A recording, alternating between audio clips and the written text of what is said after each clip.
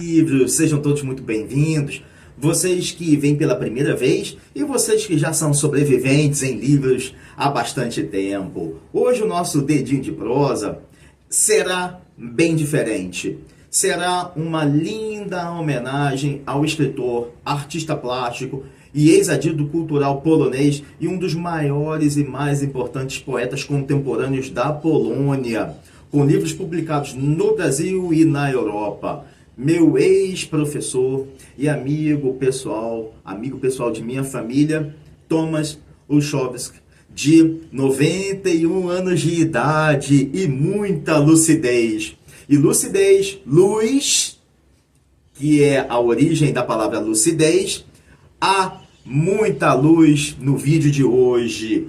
Luz espiritual, luz para elevarmos o nosso espírito, transcendermos em conhecimento e principalmente em sabedoria. Então, vamos continuar, porque ao longo da vida, além de sua amizade, uma amizade continuada por um tempo já distante, um tempo guardado na memória apenas por aqueles que escreviam cartas e postavam-nas nas agências dos Correios. Superamos os muitos endereços da vida, ainda assim seguimos na nossa caminhada, na nossa jornada, próximos e constantes no intercâmbio literário cultural. Privilegiadamente único, um néctar de experiências sorvidos por mim para enriquecer meu conhecimento. Sou-lhe muito grato por ter me sido meu poeta farol de elevado quilate, incomensurável, eu diria, quilate, que agora sou eu que o apresenta a vocês, um pouco da arte de sua vida, seu olhar sobre o que acontecia nos lugares onde testemunhou o desenrolar da história da humanidade. Sua colcha literária, seu estilo, sua linguagem, suas abordagens e suas influências ao longo da carreira, seja em sala de aula ou fora dela.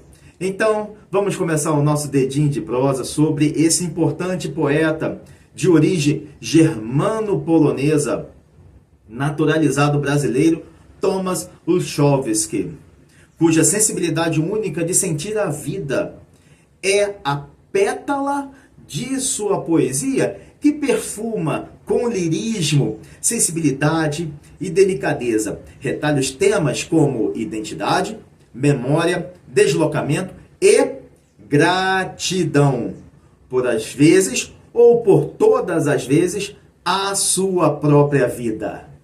Sobreviventes, há professores que nos ensinam conteúdos e há mestres que nos ensinam caminhos.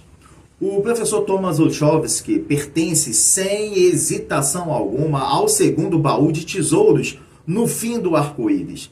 Nos idos dos anos 1990, através da língua inglesa, ele nos apresentou um tesouro muito maior que regras gramaticais ou listas de vocabulários a serem decorados na língua inglesa. Apresentou-nos a ideia de que aprender um idioma é, antes de tudo, aprender a contemplar o universo por outras janelas de outras culturas.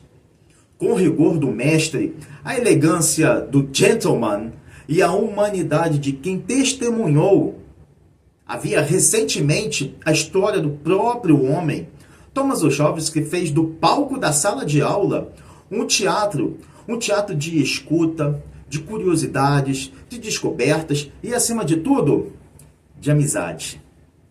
Cada explicação carregava, além do conhecimento, o respeito pelos alunos e o respeito dos alunos.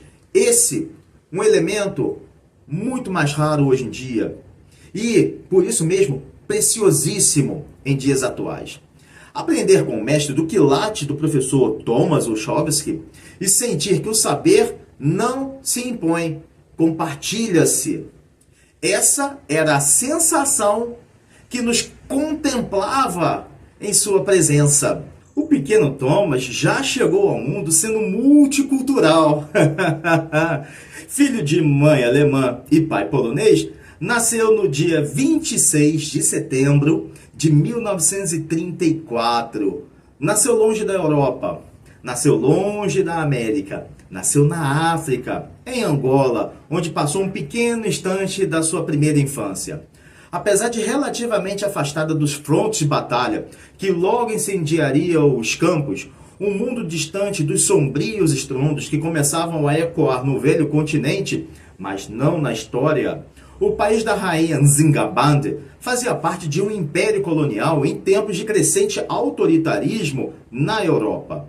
Baseado na disciplina, na autoridade e na separação silenciosa de quem governava e quem era governado, na época, Angola era tão somente um entreposto de passagem, de espera e de trabalho onde infinitas culturas tocavam-se, sem jamais se misturarem plenamente. Administrado com rigidez política, segregação racial e controle social, onde a Europa projetava suas tensões. O mundo já estava à sombra de um século que não tardaria a revelar de novo, outra vez, a face de sua violência. Mais uma tempestade prestes a desabar em conflitos. Outros também aconteceriam ao longo das décadas. O cotidiano colonial era marcado por profundos contrastes. Para alguns europeus, o país representava trabalho, oportunidade e estabilidade. Para a maioria da população local, os angolanos, significava subordinação, trabalho forçado, disfarçado em contratos regados de ausência de direitos. Um lugar aparentemente calmo, mas sustentado por profundas desigualdades estruturais e por um silêncio imposto. Foi nesse chão africano, sangrado por diversas línguas, a temperatura de vários climas e culturas infinitas, onde há 90 anos o pequeno Thomas deu seus primeiros passinhos no mundo. Sua infância foi protegida da violência atroz. Ela já nasceu emoldurada pelo deslocamento forçado, pela multiplicidade cultural, pelas identidades em trânsito e pela sensação de nunca, jamais, em tempo algum, pertencer a um único lugar. Enquanto em Angola, onde jamais houve guerra mundial declarada, mesmo havendo controle, hierarquia e silêncio imposto, a vida seguia seu fluxo com aparente normalidade. Já a Europa se armava odiologicamente. Pouco antes da eclosão da guerra, em 1939, quando o professor tinha tão somente 5 anos de idade, sua família retornara à Europa e encontrou a Polônia em meio a um caos abrupto, que lhe cicatrizou a infância atravessada pelos horrores bélicos. Ao fim das areias da Ampulheta, a Alemanha nazista invade o país, deflagrando o início de novos conflitos no continente e colocando a Polônia no epicentro da violência, da ocupação e das perseguições sem fim. Sob a águia nazista, as asas da águia nazista, cidades polonesas caíram, instituições dissolvidas, intelectuais como professores, escritores e cientistas foram perseguidos, vidas etiquetadas segundo critérios raciais e ideológicos. A população submetida a um regime de terror permanente foi rigidamente hierarquizada. Decretos definiram os poloneses racial e culturalmente inferiores aos alemães. Eram cidadãos de segunda classe, excluídos do sistema educacional, submetidos a prisões arbitrárias, deportações em massa, desaparecimentos, torturas, trabalhos forçados e morte em campos de concentração. Fizeram os nazistas desse horizonte um verdadeiro terror. Enfim, a vida diária tornara-se instável e ameaçadora numa Polônia que representou o colapso da Europa humana. Casamentos internacionais como os dos pais do pequeno Thomas, uma mulher alemã com um homem polonês, ou o contrário, um homem alemão com uma mulher polonesa, eram vistos pelos nazistas como desprezo àquilo que eles defendiam, a raça ariana. E o casal deveria sofrer uma punição exemplar, pois amores que cruzassem fronteiras étnicas e nacionais e religiosas eram considerados criminosos políticos, crimes políticos. Apesar de católicos praticantes, a família Olszewski não foi poupada. Para os nazistas, nem a fé perdoava o pecado que a ideologia racial condenava.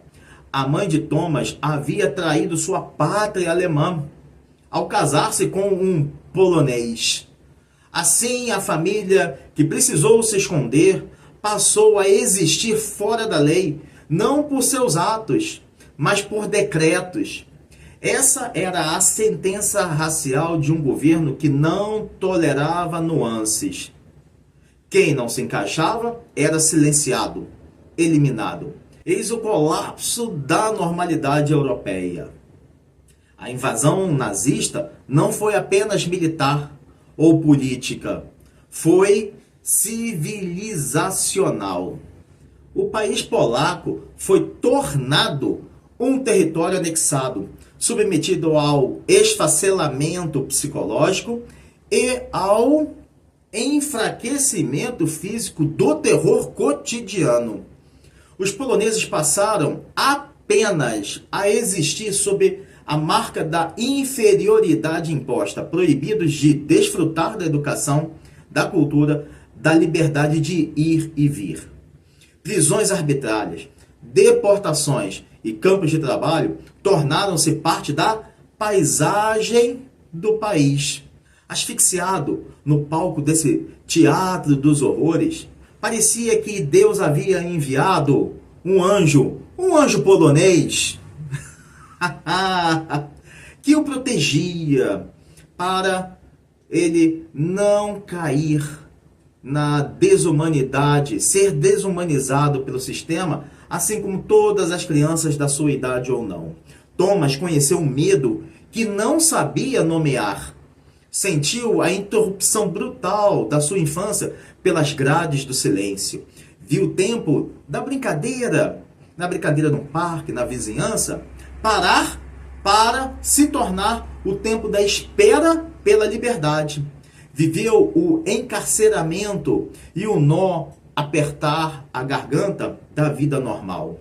Sua infância, assombrada pela guerra, foi uma experiência que selou profundamente sua sensibilidade humanística, sua relação com a linguagem, com a arte e com o mundo. Uma mão que costurou o mundo à infância, como se preparasse o terreno humano para o futuro mestre Thomas Olszewski, aquele que aprofundaria sem pesar, historicizaria sem didatizar e poetizaria os eventos humanos sem jamais perder os delicados versos da memória que em breve seria ela declarada e declamada ao mundo.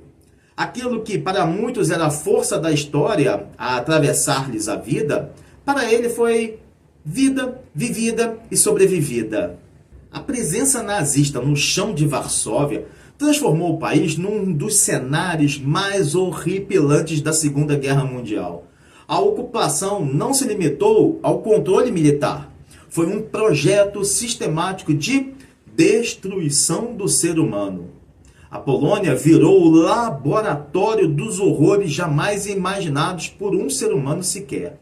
A população polonesa viveu sob terror constante todos os dias. Intelectuais foram executados, escolas fechadas, a cultura sufocada. Ao mesmo tempo, grupos considerados indesejáveis pelo regime passaram a ser perseguidos de forma metódica. judeus, ciganos, homossexuais, pessoas com deficiências física e mental.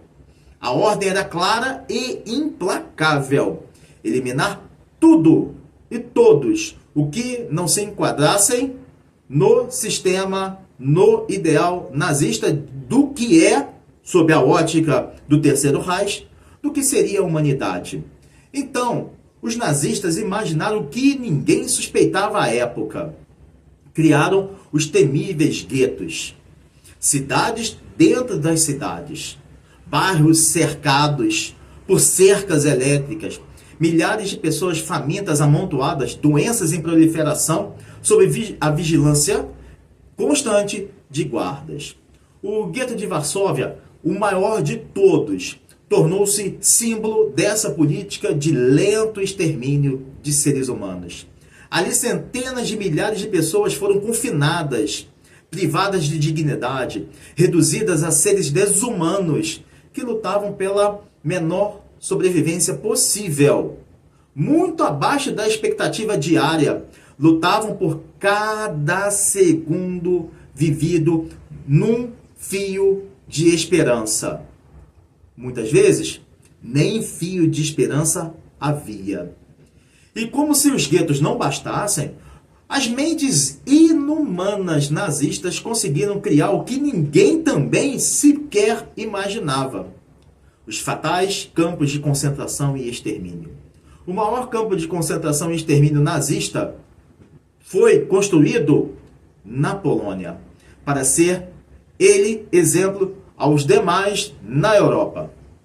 Auschwitz, onde a industrialização da morte alcançou o seu auge mais dramático e mais baixo que um ser humano pode fazer. Com o polegar para cima ou para baixo, como no Império Romano, quem merecia viver ou morrer. Como não há mal que nunca se acabe, o tempo foi passando e o fôlego nazista enfraquecendo, transformando o sonho dos 1000 anos do Terceiro Reich de Hitler e seus asseclas em pesadelo, à medida que as forças aliadas pelo oeste e as soviéticas pelo leste venciam batalhas e avançavam pelos territórios ocupados. Assim, pouco a pouco, a Polônia e, claro, a Europa foram libertadas do pesadelo nazista. Os sobreviventes resgatados. Só que, nos países do leste, a liberdade foi apenas ilusória, temporária. Ela chegou fantasiada de outra forma de tutela. Ao fim da guerra, o país, após o massacre nazista, enfraquecido e empobrecido, uma Polônia que se mostrava assim ao mundo, pagou um preço elevadíssimo, eu diria estratosférico, por sua libertação. Foi, após a anexação, a Alemanha foi anexada à força na zona de influência da União Soviética. A ditadura do Reich cedeu espaço à ditadura comunista. A violência explícita cedeu espaço ao controle político, à censura e à vigilância ideológica. Para muitos europeus do Ocidente, a guerra havia terminado. Para outros europeus, os do leste, ela apenas estava a engatinhar. Apenas mudara o rosto, o dono da voz nos discursos na rádio e a cor da bandeira. Nessa arena de árdua reconstrução das cidades e das vidas das pessoas, frente a um futuro que mais prometia incertezas do que certezas, após reencontros felizes e notícias pesarosas, muitas famílias das mais diversas origens étnicas e religiosas, como os Zuchovski, decidiram partir para contemplar novos e belos horizontes em outros lugares como Inglaterra, Holanda, Suíça, México, Canadá, Estados Unidos, Austrália e Argentina. Para os sobreviventes, o exílio foi um recomeço. Portugal surge como primeiro lar, longe dos escombros da Europa Central. Mesmo ainda sob ditadura, estava preservado da devastação material e mental da guerra que acabara de ser encerrada. O endereço perfeito para muitas famílias reorganizarem suas vidas, reaprenderem o cotidiano, reconstruírem o tempo. O Brasil oferece-se também como alternativa de estação final, exatamente onde o jovem Thomas transformaria a sobrevivência em vida e a memória em arte. Sobreviventes, prestem bastante atenção agora, porque as narrativas que muitos conhecem apenas pelos livros escolares, livros didáticos, Thomas as viveu e as sobreviveu in loco, como experiência direta na sua vida, através dos seus próprios olhos. A guerra jamais lhe foi contada, foi sentida em seu corpo e em sua mente. O medo, a espera, o silêncio forçado, a parada do tempo infantil tornaram-se memória. Sensações e sentimentos que fizeram nascer dentro de si sua relação profunda com as línguas, com a poesia, com a arte. Se o mundo tenta reduzir as pessoas a categorias rígidas, alguns sobrevivem aprendendo a nomear o indizível, a traduzir a dor, a criar beleza como forma de resistência. Se a história atravessou sua infância, a arte tornou-se a ponte para atravessá-la de volta entre línguas, culturas, sons e imagens. Esse deslocamento entre continentes e esse mergulho precoce na violência do século XX explicam muito do homem que Thomas viria a ser: o poliglota, o poeta, o artista atento às nuances dos seres humanos e o professor humanista. Depois da guerra, das prisões e do exílio, o lar da família Olchovsky tornou-se mais do que uma casa. Foi um território de reconstrução humana, onde a violência do mundo não era negada, mas respondida com linguagem, música, livros e o silêncio criativo. Assim, as agruras que viveram, a prisão, a guerra, o exílio, nada se perdeu no tempo. Transformaram-se nas línguas que Thomas aprendeu, nas palavras que ele escreveu, na música que tocou, nas cenas que pintou, que coloriu. Quando a história tentou silenciá-lo, ele respondeu com linguagens. Quando o mundo lhe negou pertencimento, ele construiu pontes. Assim, dessa forma, lembrar não é apenas narrar o passado, é reconhecer o milagre discreto de quem sobreviveu no presente para criar sentido no futuro. Depois da violência da história, o abrigo de um lar que não apagou o trauma, mas o ressignificou em cultura, manteve o tom memorialístico quase sussurrado e preparou com esmero o terreno para plantar as sementes poéticas do futuro poeta Olchovsky. No lar de seus pais, os idiomas voltaram a respirar. Um lar poliglota onde as línguas falavam com naturalidade, como se cada uma carregasse uma parte de uma memória familiar.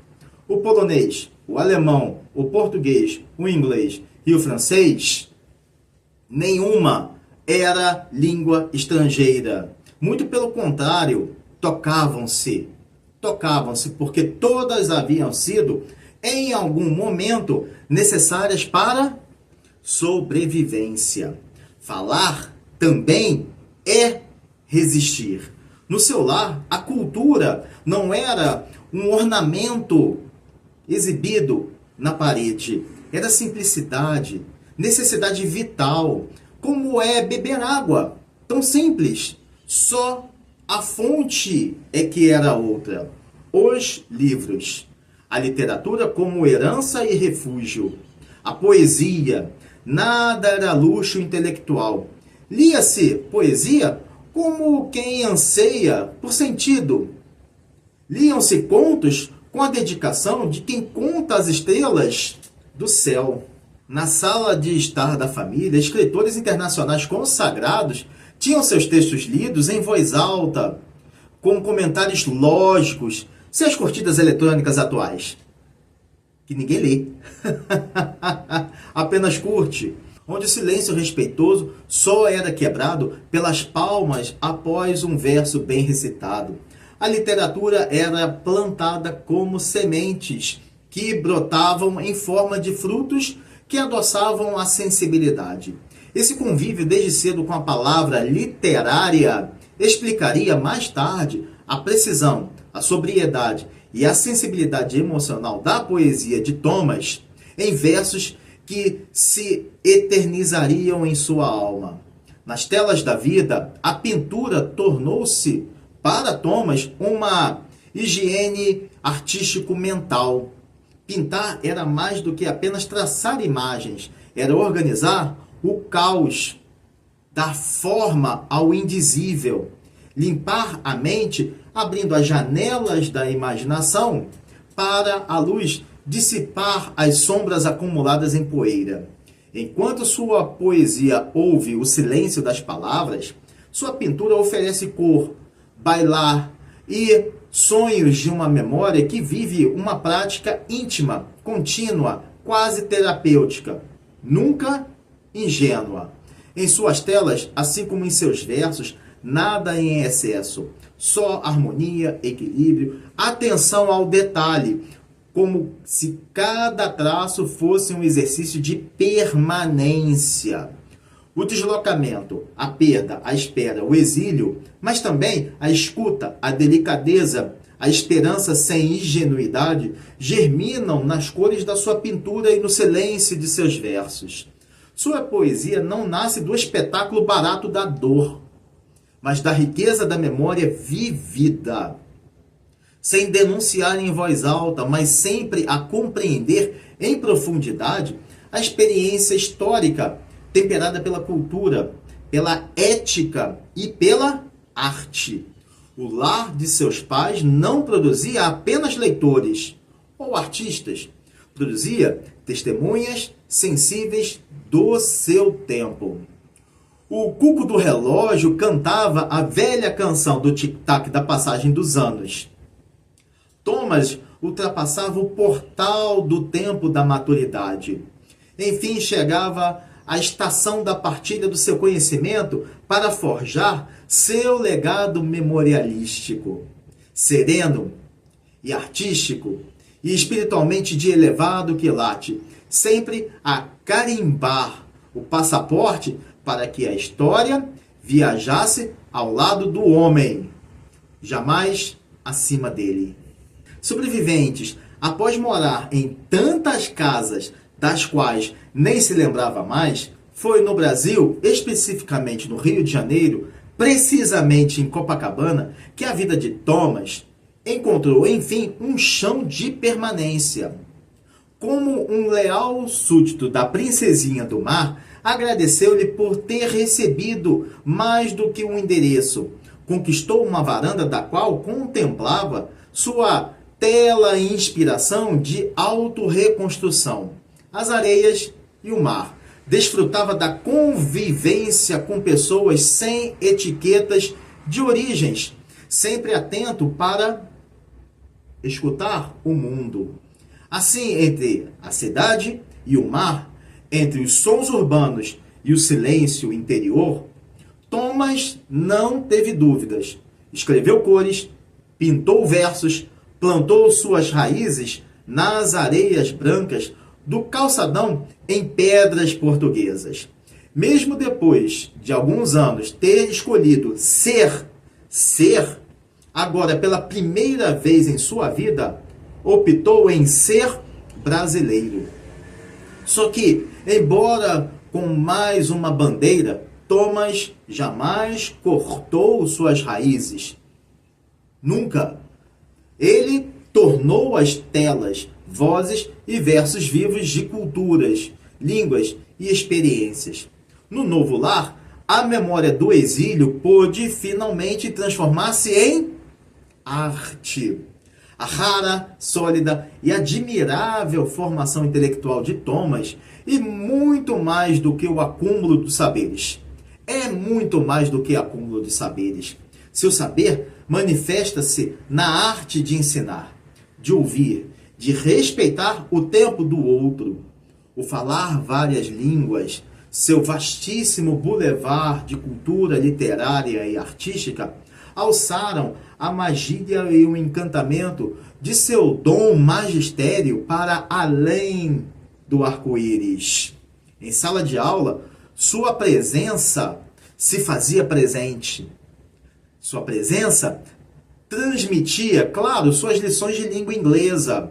Só que, diferente dos outros professores, sem que ele desejasse ou pretendesse ser melhor, ou como se age atualmente, sem competir pela posse do saber.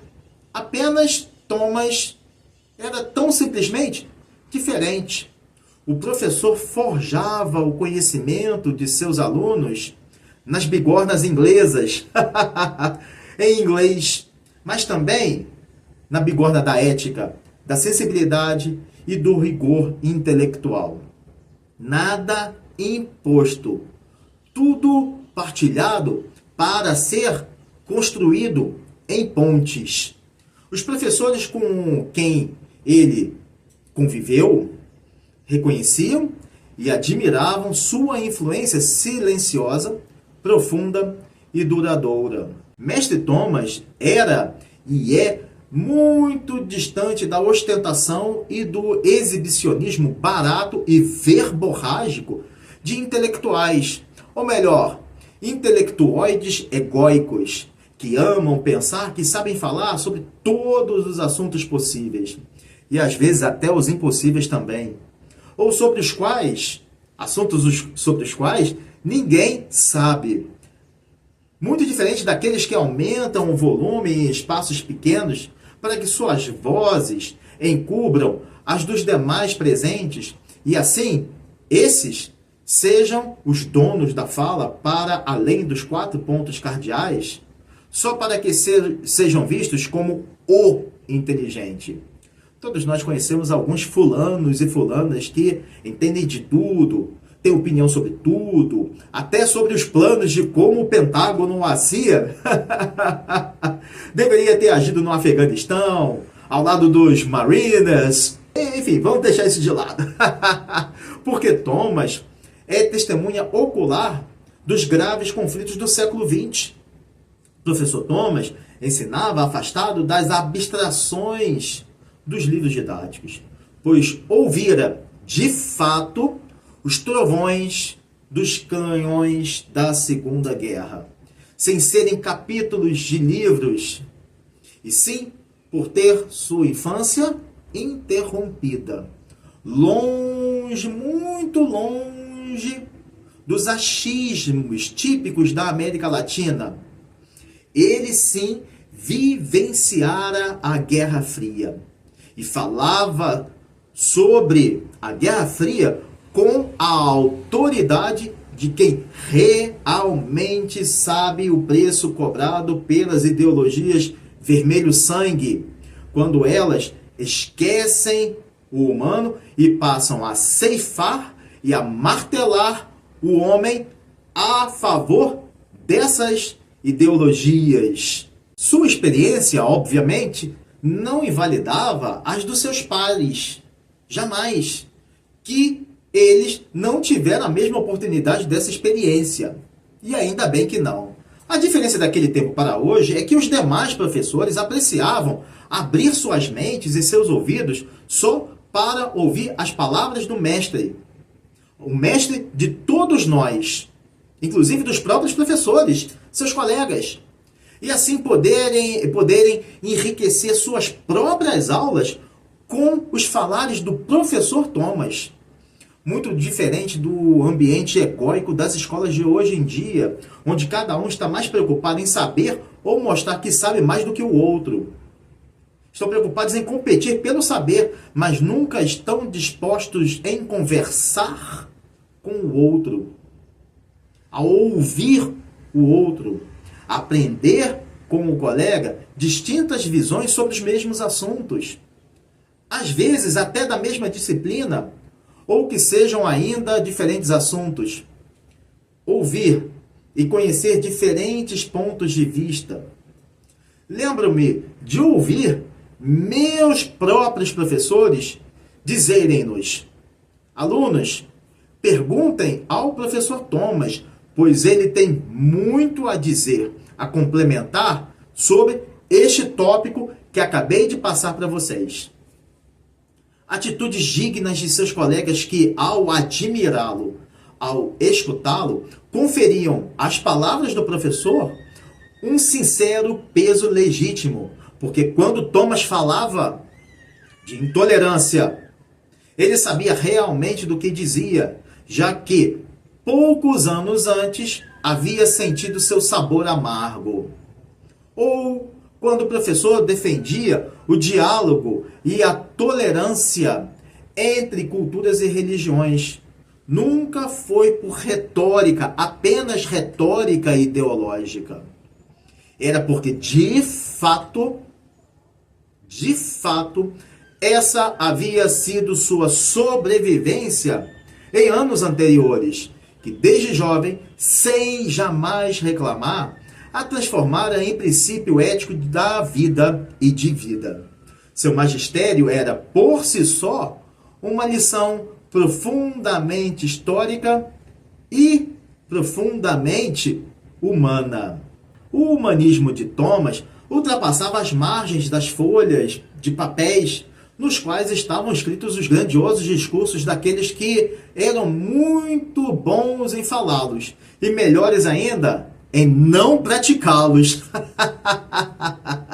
O humanismo do mestre manifestava-se no respeito ao aluno, no respeito recebido do aluno, na escuta atenta e, sobretudo, na crença de que o processo da educação deve expandir pensamentos, pois para ele ensinar é um ato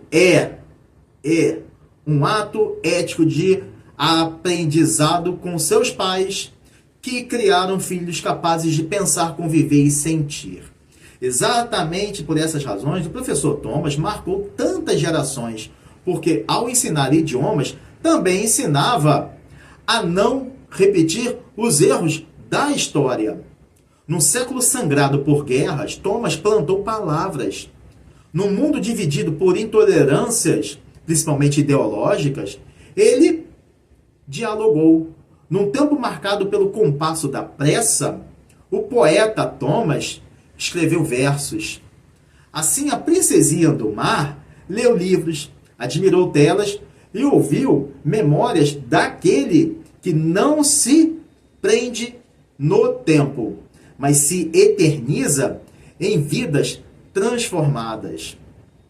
Com mais cicatrizes do que as naturais que a vida marca qualquer um, Thomas jamais reclamou dessas dores, dessas marcas, dessas cicatrizes e muito menos se vitimou, ou como dizem hoje em dia, se vitimizou. Ele optou por trilhar o caminho da gratidão pelas culturas entre as quais conviveu, entre as quais viveu imerso, com as quais aprendeu a viver o homem, com H maiúsculo, que veio a ser, sem jamais afastar de suas origens, sempre as honrando. Tornou-se o paladino das línguas e das culturas. Mesmo acolhido na cabana carioca de Copa, Thomas manteve o cordão umbilical que o alimentava com o néctar da cultura polonesa nas areias brancas das praias brasileiras. E ainda fez muito mais. E ainda fez ainda mais. Na nova pátria, alimentou também com o mesmo néctar polaco seus recém-amigos conquistados, ao divulgar centros culturais, participar de iniciativas de preservação da memória, da língua e da literatura de sua para sempre amada Polônia. Para ele, a língua polonesa é raiz, é identidade. Thomas traduziu centenas de textos de escritores polacos, sempre tendo em mente que traduzir é mais do que o ato de transportar palavras de um idioma para o outro. Traduzir é sentir os sentimentos sentidos, pois cada tradução é fala cultural, diálogo de histórias e sensibilidades para contemplar mundos distintos. Nessas pautas, o artista torna-se a ponte que aproxima Polônia e Brasil, as lembranças do passado europeu ferido e os sons do presente latino-americano plantado por culturas autóctones. Católico praticante, herança dos seus pais e da principal religião da Polônia, país onde fé, cultura e história se enlaçam, Thomas desempenhou papel importante frente à Igreja Católica durante o pontificado do polonês Karol Wojtyła, o Papa João Paulo II. E claro, tal dedicação teve um significado ainda mais profundo em todos os prismas. O Papa foi muito além de ser um líder religioso e fez mais do que qualquer outro líder do Vaticano tenha feito ao longo de 2 milênios. Ser uma figura simbólica para seu povo rebanho, os poloneses, que por ter sido ele uma pessoa que vivenciou a ocupação nazista em seu próprio país e que logo em seguida sofreu o peso da ditadura comunista imposta pela União Soviética, que instaurou a censura em seu próprio país, mas que, por meio da resiliência cultural, resistiu e sobreviveu através das artes, ao avistar essa estrela de Belém, ou melhor, essa estrela da Cracóvia, Thomas viu no pontificado de João Paulo II a continuidade histórica a espelhar a prova de que cultura, fé e a dignidade humana podem sobreviver às mais catastróficas formas de opressão.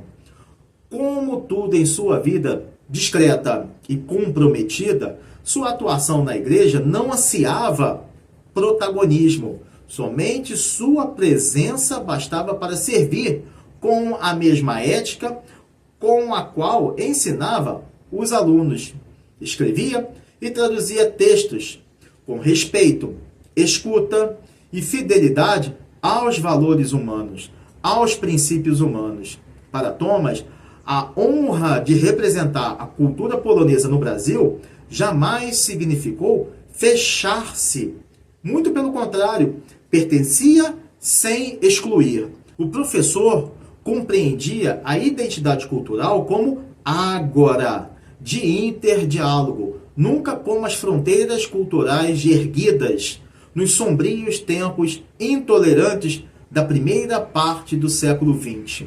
Sentia-se profundamente polonês, mas ao mesmo tempo sentia-se profundamente brasileiro.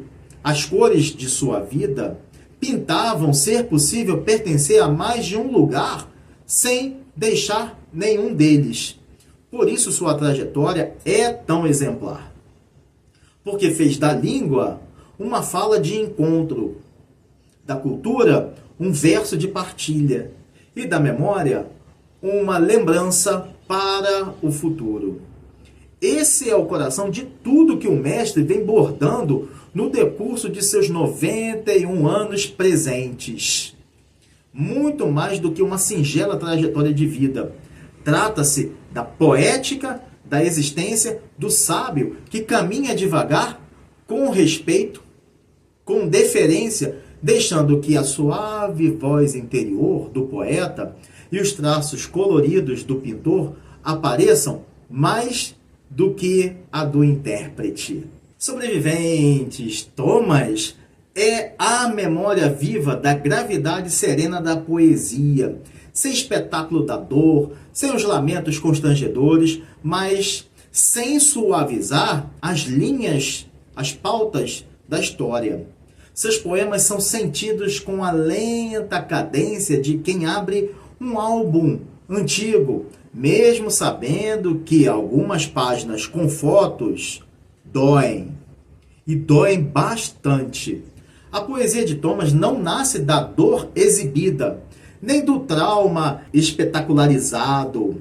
Ela nasce da renda mais rara nos dias atuais, da gratidão à vida. Mesmo quando essa vida fora dura, injusta e repleta de perdas. Retalhos como guerra, prisão, desterro, exílio, deslocamento, identidade e pertencimento, como a sensação de ser de vários lugares e ao mesmo tempo de nenhum, são alinhavados em seus versos retalhos, não como feridas abertas ou como gritos em desespero, mas como fatos vividos, superados e incorporados. São memórias alinhavadas com delicadeza, como retalhos de uma vida que conheceu a perda, a travessia e a necessidade da reinvenção. Thomas não escreve para denunciar ou protestar, nem para se lamuriar melancolicamente. Ele escreve para contar, como o sábio que sabe que a história já foi dura demais para precisar ser repetida em graves tons de queixa, lamúria, em versos a serem lidos. Em sua poesia, há a tácita aceitação lúcida do tempo vivido, com a consciência de que até os momentos mais dramáticos são parte de um percurso que merece ser narrado, livre da amargura, mas com honestidade. A saudade também é ponto cruz no seu bordado poético. A saudade de pessoas, de lugares, de um tempo perdido que não há de voltar mais. Mas é uma saudade leve, sem o clichê da saudade idealizada, somente a que reconhece que o tempo é irreversível. Assim, as tramas versadas por Thomas descrevem um olhar consciente de que o passado não pode retornar, mas justamente por isso ele precisa ser guardado. E de novo nasce da gratidão à vida, da consciência de que viver, mesmo nos momentos mais adversos, é digno de ser celebrado. Em seus versos, essa saudade não entorpece o corpo, mas organiza a memória, dá forma ao passado e permite que ela permaneça sem aprisionar. Ela permite que a infância, os deslocamentos, os encontros e as despedidas coexistam no mesmo plano poético. Em seus versos, o tempo não é linear. É como o fluxo de um rio, como a lembrança que regressa sem aviso, como o pensamento que atravessa o presente, ou a carta amorosamente saudosa que chega repentina. Sua poesia veste a roupa que o rato não roeu. Da autobiografia, não a tradicional, cronológica ou ainda confessional, mas como memória narrada em estado poético, no qual cada poema é um fragmento de vida, um instante resgatado, uma cena reconstruída pela linguagem, sem personagens grandiosos, sem dramatizações excessivas, apenas o homem comum atravessado por trágicos acontecimentos, que sente, poetiza e versa todos eles. No pomar da análise formal, o poeta Thomas frutifica sentimentos pelo verso livre, sem rimas, sem ornamentos desnecessários, complexos. Emprega com precisão a técnica vanguardista do fluxo de consciência, típica da prosa modernista, permitindo assim que pensamentos, lembranças e imagens brotem no tecido, como brotam na mente de forma contínua, mesmo fragmentada, entretanto, profundamente humana. Sem desejar o efeito retórico, muito menos o brilho artificial das palavras, o poeta polaco, germano, angolo, brasileiro empunha a pena para a linguagem simples, direta, essencial, nunca pobre, jamais rebuscada. Por isso, o impacto natural de seus poemas nasce da sensibilidade com que ele admira a vida. É essa delicadeza, quase com a textura de uma pétala, que acomoda o leitor com força tão paradoxalmente inesperada. Ao ler os poemas do mestre poeta, percebemos que jamais é preciso gritar para ser ouvido. O silêncio da verdade está ali. Basta dizê-la, dizer a palavra com esmero. Sua poesia narra para permanecer, ficar, continuar, eternizar, preservar a experiência da vida humana. Thomas borda poemas para que a vida vivida não se esvaia e se perca por caminhos entre florestas, mas para que a história experimentada por um homem comum, uma criança comum, continue a falar sem rancor, sem vitimização, sem ressentimentos. Pois sua escrita é memória que respira. É autobiografia sem ego. É lírica gratidão memorialística em verso de palavras. Então, vamos conhecer um pouco da poética do poeta Thomas Olszewski. Chegou a hora!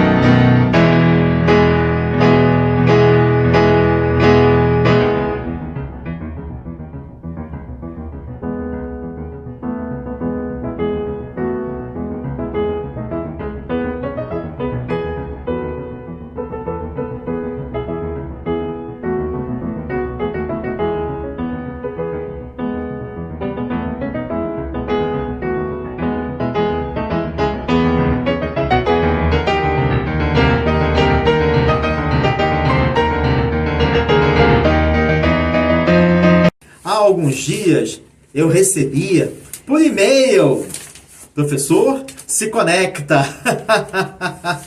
um livro ainda não editado pelo poeta Thomas.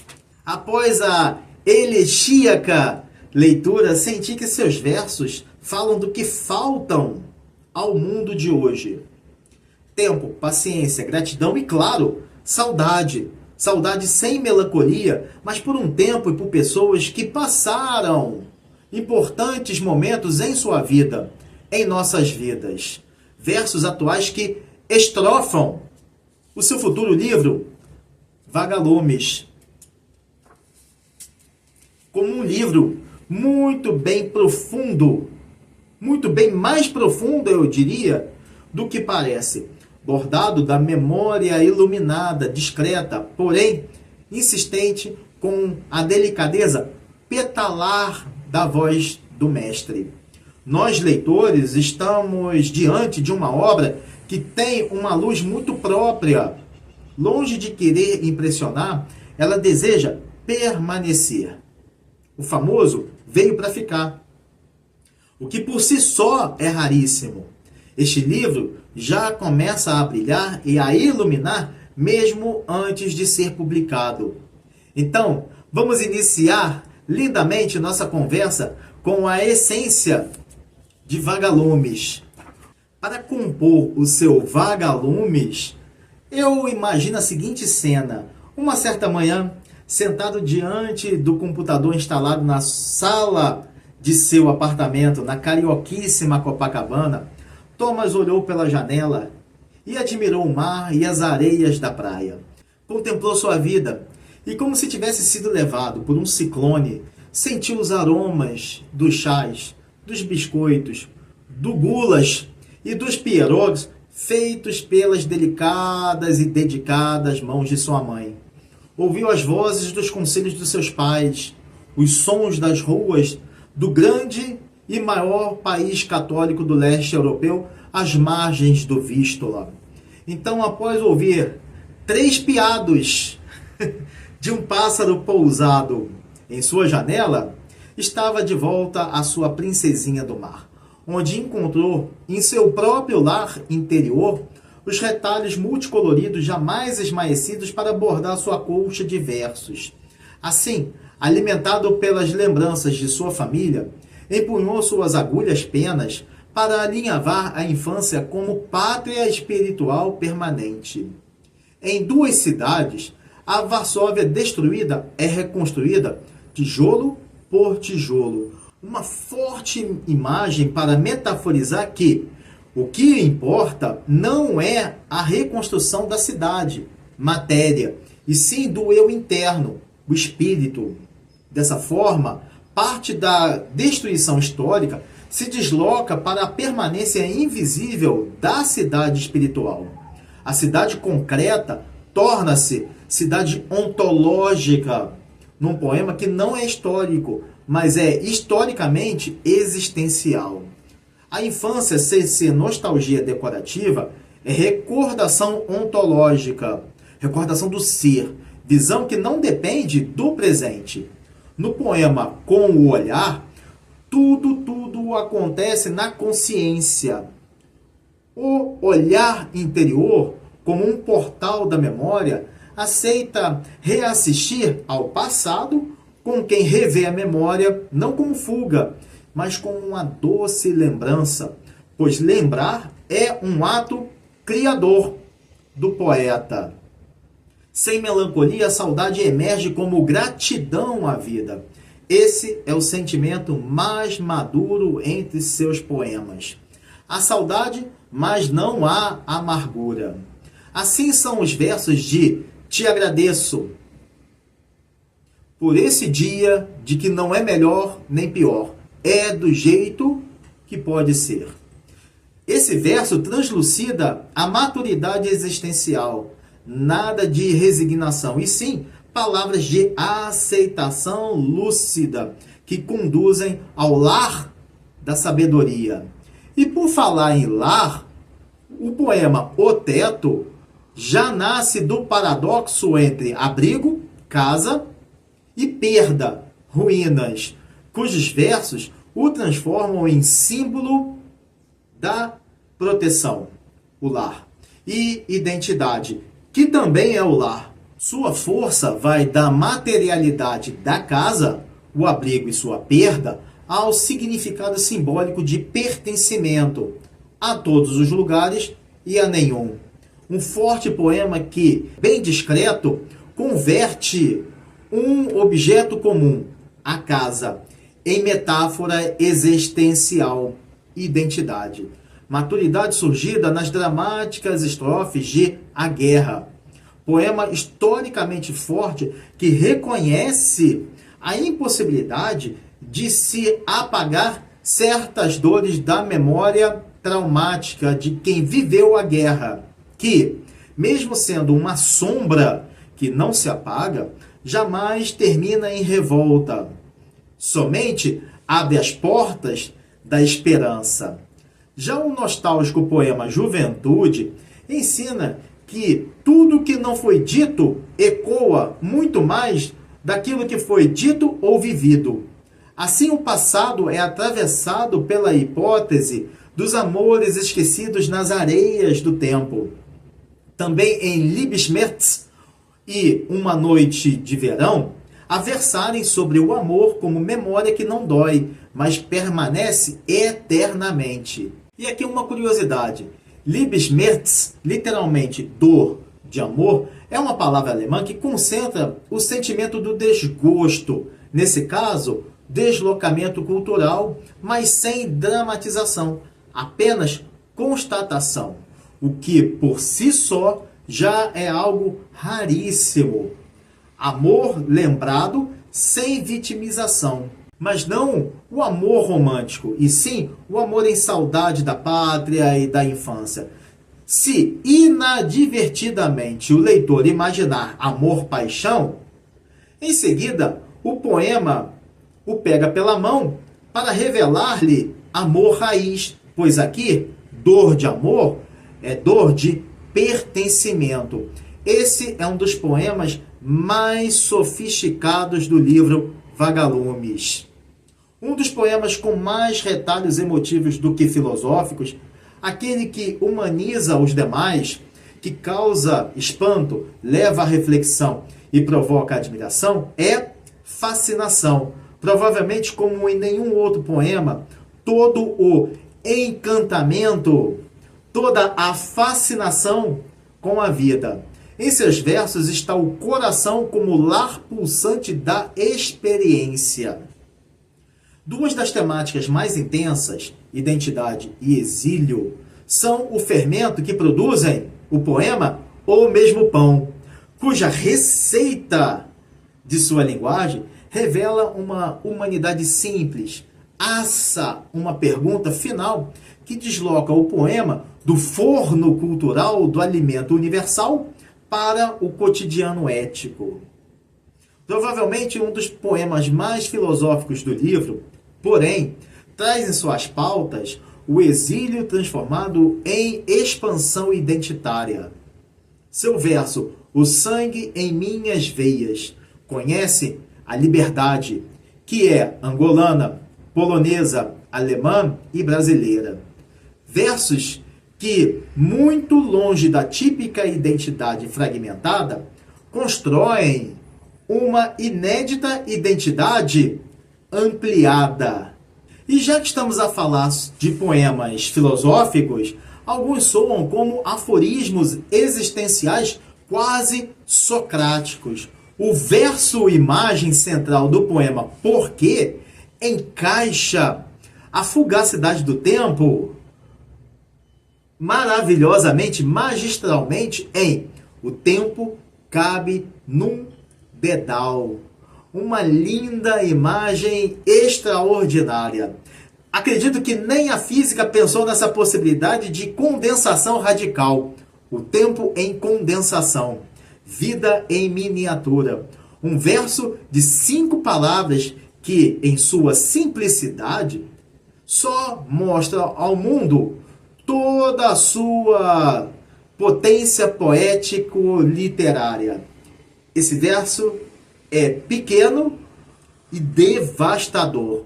O tempo cabe num dedal. Que lindo! Os eternos pensamentos circulantes entre os homens, desde que a consciência o irrigou do conhecimento, ressurge no poema Um Dia. Na realidade, um poema meditação sobre o que mais aflige o próprio homem, uma vez que ele sabe que caminha, porém, sem jamais saber para onde e o que existe depois da última estação. Morte e transcendência para um outro mundo.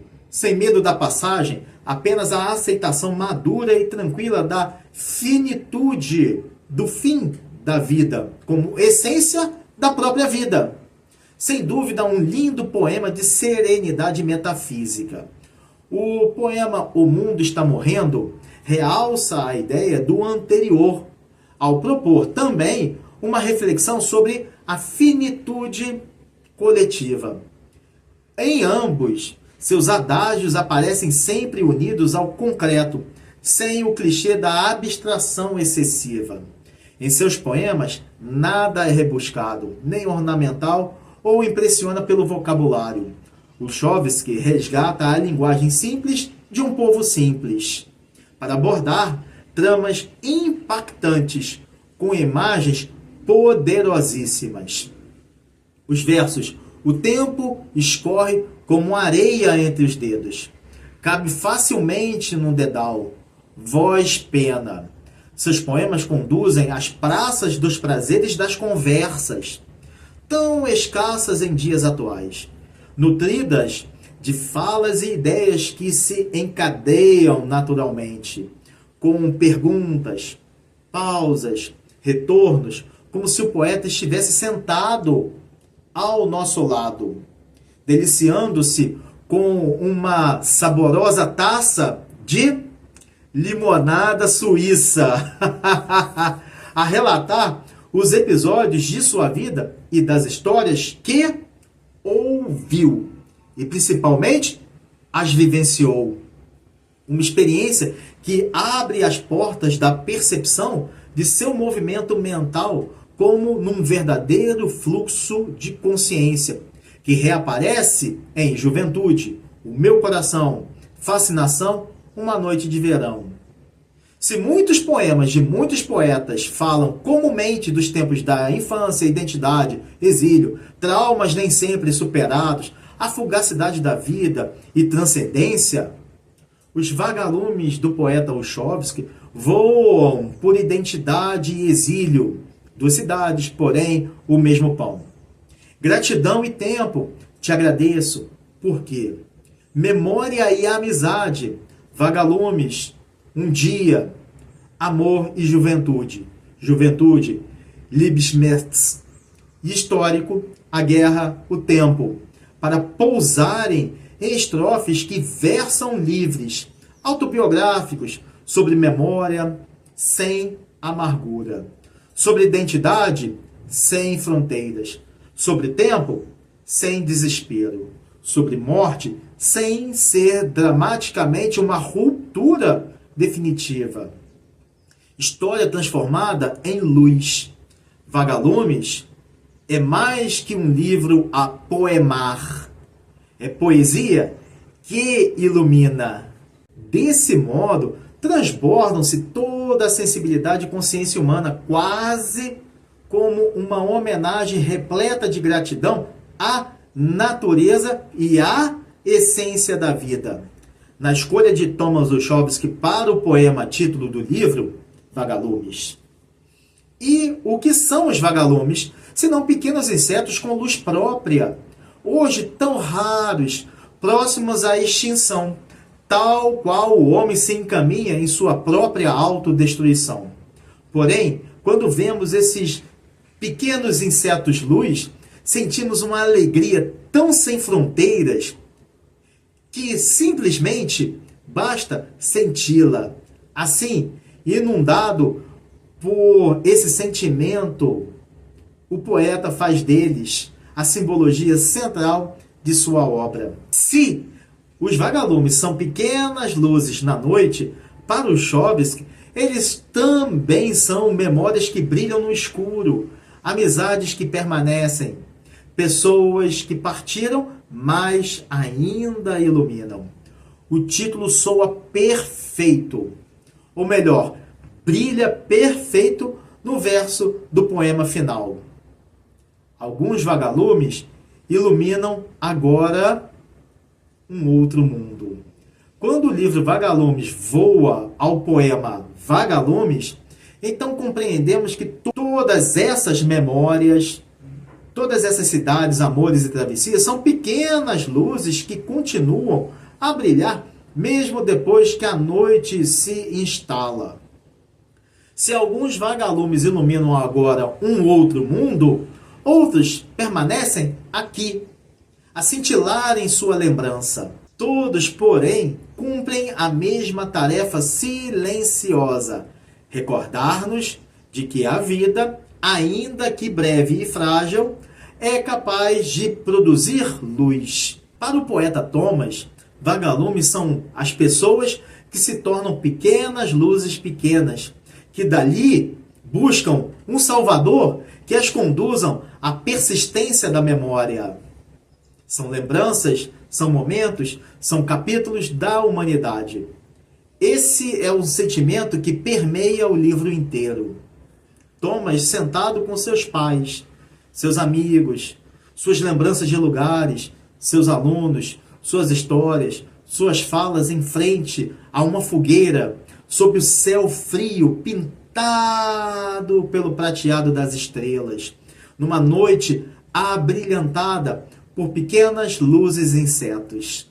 A nós, leitores, resta-nos, com o coração a mil, pousar-nos à luz de uma lareira, abrir essas páginas de livros como esses,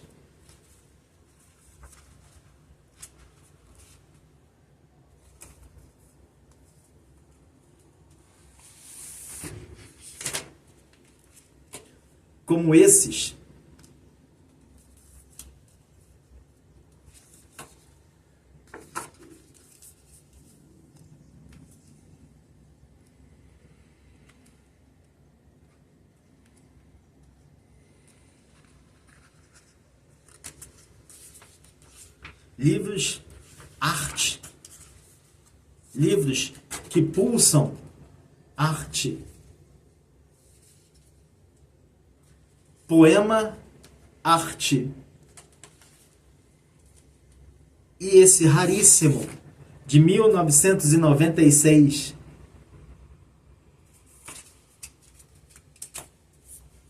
Abrir esses livros ou ler sua entrevista na revista acadêmica Humanitas ou Humanitas. Um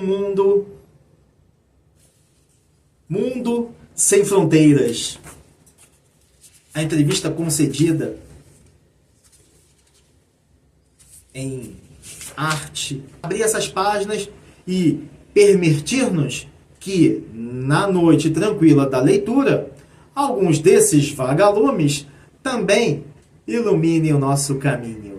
Sobreviventes, esse foi o nosso dedinho de prosa sobre a lírica e sensível poesia de um dos maiores nomes da poesia contemporânea da Polônia, da segunda parte do século XX e início do XXI, o professor, artista plástico, pintor e poeta, mestre Thomas Olszewski, cuja força de seus poemas nasce da delicadeza do olhar, da contemplação à vida, sem jamais denunciar, nunca rogar por compaixão, sempre livre de dramas, ressentimentos ou vitimização. Suas artes, escritas algumas vezes em alemão, são pétalas em polonês sobre os fragmentos de vidas resgatados da memória pelo fluir da consciência. São pensamentos que surgem, imagens que retornam, sentimentos que atravessam o presente sem aviso. O tempo em sua poesia é vivido. Sua voz delicada, suave na medida certa de quem, ao longo de 9 décadas de vida, aprendeu a saber como emitir cada uma das notas de cada palavra. É uma voz pena que desliza pelo papel sem feri-lo, mas sempre a deixar marcas profundas de narrativa, memória e humanidade, costuradas à verdade, pureza e lirismo, para contar e pintar ao mundo sua história. Thomas observa, sente, registra, escreve como quem transmite a história por meio de estrofes livres sobre tudo que o século XX engendrou de mais brutal está ali presente, não como ferida aberta, mas como lembrança poetizada. Assim, ao escrever sobre a sua própria vida, cada poema colorido por cores maiores do que tons pessoais, transforma-se em capítulo da história da humanidade, versado graças a um dom celestial, abençoado pelo Papa João Paulo II, pintado em telas por meio de um doce olhar contemplativo. Ao versar a própria vida, ao pintar a própria vida, Thomas consegue tocar nos sentimentos que nos unem enquanto seres humanos, atravessados pelo tempo, pela perda, pela esperança e pelas cores das palavras. No canal Sobrevivência em Livros, falamos sobre livros que nos salvam, palavras que nos sustentam e mestres que selam nossas almas para sempre. Essa homenagem nasce desse espírito, porque alguns professores continuam a nos ensinar, mesmo quando o tempo passa, mesmo quando não já estamos mais sentados diante deles, fisicamente, embora estejamos conectados. Ao mestre Elixir Thomas Olszewski, o meu reconhecimento, a minha gratidão e a certeza de que sua voz pena, professor, segue viva em cada aluno que, como eu, aprendeu mais do que inglês. Aprendeu sorvendo também sensibilidade, disciplina intelectual e amor pelo conhecimento. Alguns professores passam pelas nossas vidas. Outros, como o mestre Thomas Olszewski, eternizam-se como língua e memória vivas dentro de nós, enquanto estivermos vivos. Ao meu mentor e amigo, professor Thomas Olszewski, expresso minha gratidão. Muito obrigado por todos os ensinamentos e por sua longa amizade. Até nos encontrarmos. Mojemu mentorowi i przyjacilowi profesorowi Tomaszowi Olszewskiemu. Składam wyrazy wdzięczności. Dziękuję Ci bardzo za wysiłki nauki i za Twoje długofalową przyjaźń. Do widzenia. Perdoe meu polonês, espero que seja compreensível.